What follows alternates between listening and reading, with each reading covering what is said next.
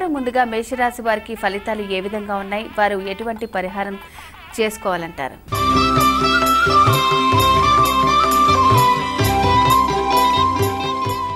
ప్రధానంగా మేషరాశి వారికి ఆదాయం 14, వ్యయం 14, అలాగే రాజపూజ్యం 3, అవమానం 6గా సూచిస్తుంది. మేషరాశి వారికి ఆదాయము వ్యయము సమానంగా ఉన్నాయి, రాజపూజ్యం తక్కువ ఉంది, అవమానం అధికంగా ఉంది. 3 గౌరవిస్తుంటే 6 వ్యతిరేకిస్తున్నారు. ఈ విషయంలో జాగ్రత్తగా ఉండాలి.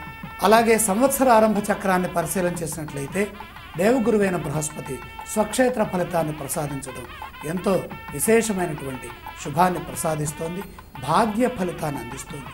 ప్రధానంగా విద్యార్థులకి విద్యాయోగం బ్రహ్మాండంగా ఉంది.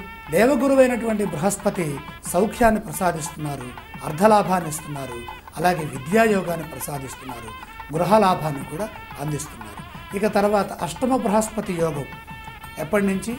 ఏప్రిల్ 24 నుండి నవంబర్ 5 వరకు అష్టమంలో ఉన్నటువంటి గురు సంచారం దోషాన్ని ఇస్తుంది, ఆర్థిక ఇబ్బందులు కలిగిస్తుంది, విద్యార్థులకి విద్యాపరమైనటువంటి ఇబ్బందిని కూడా కొంతవరకు ఇస్తుంది. కాబట్టి ఏకాగ్రతతో చక్కగా శ్రద్ధగా చదువుకునే ప్రయత్నం చేయాలి.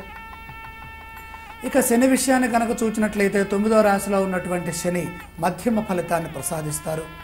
ఇటు శుభము ఎక్కువగా ఉండదు, అలాగే పాపము ఎక్కువగా ఉండదు, మిశ్రమమైనటువంటి ఫలితం. 9లో శని ఉన్నప్పుడు కొద్దిగా సుఖము, కొంచెము లాభము ఉంటుంది. తన భార్య పిల్లలతో విరోధాలు ఎక్కువగా ఉంటాయి, అవి లేకుండా చూసుకోవాలి. 3వ రాశిలో కనుక రాహు ఉన్నట్టయితే అత్యద్భుతమైనటువంటి శుభయోగాలు ఉంటాయి, అలాగే ఆరోగ్యం చక్కగా ఉంటుంది, మంచి ఫలితాలు ఇస్తున్నారు. 9వ రాశిలో ఉన్నటువంటి కేతువు అనుకూలమైనటువంటి ఫలితాన్ని ఇవ్వట్లేదు. నవమ భావంలో ఉన్నటువంటి కేతువు ఇచ్చే ఫలితాల్లో ధనధాన్యాది నాశకృతు, ధనధాన్య నాశనాన్ని సూచిస్తున్నారు, ప్రయాణ క్లేశముల్ని కూడా సూచిస్తున్నారు. ప్రయాణ విషయాల్లో జాగ్రత్తలు తీసుకోవాలి, కేతు శ్లోకం చదువుకోవాలి. 9లో ఉన్నటువంటి శని అనుకూలించట్లేదు కాబట్టి ఓం శనేశ్వరాయ నమః అనుకోవాలి.